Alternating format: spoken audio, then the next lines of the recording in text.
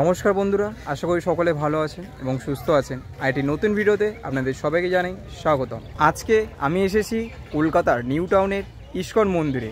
এই ইস্কন মন্দির সপ্তাহে কোন কোন দিন খোলা থাকে এবং কটা থেকে কটা পর্যন্ত খোলা থাকে এবং ভোগ প্রসাদের সমস্ত তথ্য আজকে এই ভিডিওর মাধ্যমে আপনাদেরকে আমি সম্পূর্ণ শেয়ার করব। তাহলে চলুন আজকে ভিডিওটি শুরু করা যাক। আমাদের সকলের প্রিয় শহর কলকাতার নতুন আকর্ষণ নিউ টাউন ইস্কন মন্দির। হরে কৃষ্ণ কৃষ্ণ কৃষ্ণ হরে হরে, হরে রাম রাম রাম হরে হরে। প্রেম কৃষ্ণ ভক্তিতে প্লাবিত হওয়া দেশ এবং বিদেশের অগণিত ভক্তদের প্রিয় নাম ইস্কন।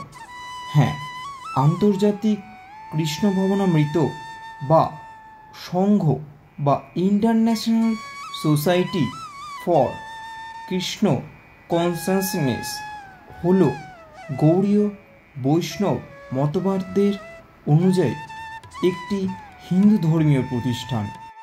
1966 সালে নিউ ইয়র্ক শহরে অভয়চরণারবিন্দ স্বামী প্রভুনাথ এই সংঘটি তৎকালীন সময় প্রতিষ্ঠা করেছিলেন।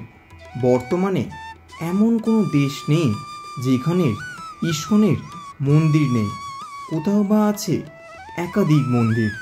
ইস্কন বলতেই মায়াপুরের কথা মনে পড়লেও আমাদের কলকাতা কিন্তু ইস্কন প্রেমীদের কাছে বিশেষ একটি ভূমিকা স্থাপন করেছে। ইস্কনের প্রতিষ্ঠাতা বলুন বা হরে কৃষ্ণ মুভমেন্টের উদ্যোক্তার জন্ম এই কলকাতাতেই 1896 সালের 1 সেপ্টেম্বর। 81 বছর বয়সে 1977 সালের 14 নভেম্বর তার দেহবসান হয়। তার সমাধি মূর্তি স্থাপন করা হয়েছে বৃন্দাবন ধামে। কলকাতার মিন্টো পার্কের কাছে বা অন্যান্য জায়গায় ইস্কন মন্দির থাকলেও নতুন এই ইস্কন মন্দির নবনির্মিত করা হচ্ছে সাপুরজিতে। তবে মন্দিরের আশেপাশের কাজ এখনও দেখে মনে হলো বেশ বাকি। তবে নতুন এই মন্দির হলে কলকাতায় ইস্কনের এক আলাদাই মাধুর্য দেখা যাবে। সাপুরজির এই ইস্কন মন্দির হতে চলেছে কলকাতার সবথেকে বড় ইস্কনের মন্দির এবং হয়ে উঠবে মায়াপুরের সমতুল্য।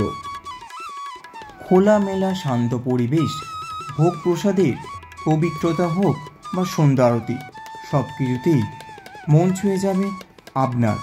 রাজারহাট নতুন চত্বর তালিকায় আরও একটি নতুন সংযোজন যুক্ত হলো এই ইস্কন মন্দির।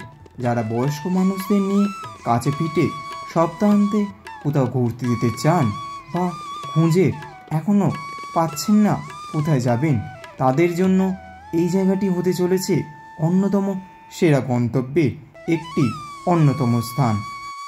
এখানে রয়েছে একটি সুভেনিয়ার শপও, রয়েছে একটি ফুড কোর্ট, আরও বেশ অনেক কিছু রয়েছে।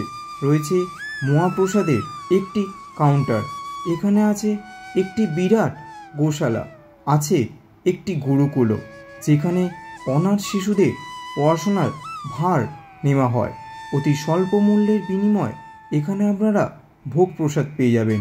সকাল ও রাতের ভোগের কুপন মূল্য 40 টাকা, আর মাত্র 60 টাকার বিনিময়ে আছে রাতের ভোগের সুব্যবস্থা। বিশেষ বিশেষ দিনে থাকে অতিরিক্ত পরিষেবা। কলকাতার ইস্কন মন্দিরের একটি বুক শপ থেকে এই বইটি আমি কিনেছিলাম, সাথে কিনেছিলাম একটি ধূপের প্যাকেট।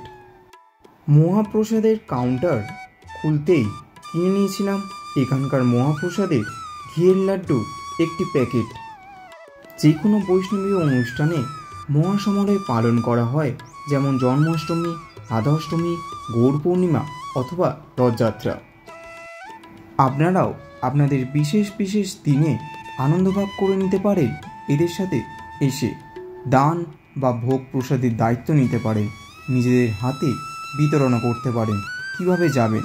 রবীন্দ্রতীর্থর পাশ দিয়ে সাপুরজির যে কোনো বাস ধরলেই, KB16 বা সাপুরজিগামী যে কোনো বাস ধরলেই অটোতেও পৌঁছে যেতে পারবেন অনায়াসে। কিংবা উল্টোডাঙা নিউ টাউন থেকেও বাসের চেঞ্জ করে করে আপনারা অনেক অপশান পেয়ে যাবেন। চলুন জেনে নেওয়া যাক কলকাতা ইস্কনের প্রতিদিনের অনুষ্ঠান সূচি। ভোর 4:30টার সময় মঙ্গল আরতি, ভোর 5টার সময় তুলসী আরতি, ভোর 5:30টা থেকে সকাল 7:30টা পর্যন্ত মন্ত্র জপ করা হয়, 7:30টা থেকে দর্শন আরতি হয় এবং গুরু পুজো হয়। সকাল 8টার সময় শ্রীমদ্ ভাগবতম পাঠ করা হয়। 11:30টা থেকে 12টা পর্যন্ত মন্দির বন্ধ থাকে। 12টা থেকে রাজভোগ আরতি হয়।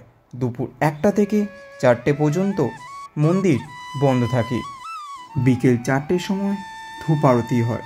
সন্ধ্যা 6টা থেকে 6:30টা পর্যন্ত মন্দির বন্ধ থাকে। সন্ধ্যা 6:30টায় গৌর আরতি হয়। সন্ধ্যা 8:15 শয়ন আরতি হয়।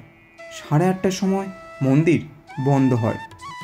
চলুন জেনে নেওয়া যাক কলকাতা ইস্কনের প্রসাদের সময়। সকাল 9টা থেকে 9:50 পর্যন্ত জলখাবারের এখানে প্রসাদ দেওয়া হয়। দুপুর 1টা থেকে দুপুর 2:30 পর্যন্ত লাঞ্চ অথবা দুপুরের খাবারের বন্দোবস্ত করা হয়। সন্ধ্যা 7টা থেকে 8:15 পর্যন্ত এখানে রাতের খাবার অর্থাৎ প্রসাদের বন্দোবস্ত করা হয়। মহাপ্রসাদের কাউন্টারটি খোলে বিকেল ঠিক 4টের সময়। আজকে আপনাদেরকে এই ইস্কন মন্দির সম্পূর্ণ ঘুরিয়ে দেখালাম, সমস্ত তথ্য আপনাদের সাথে শেয়ার করলাম।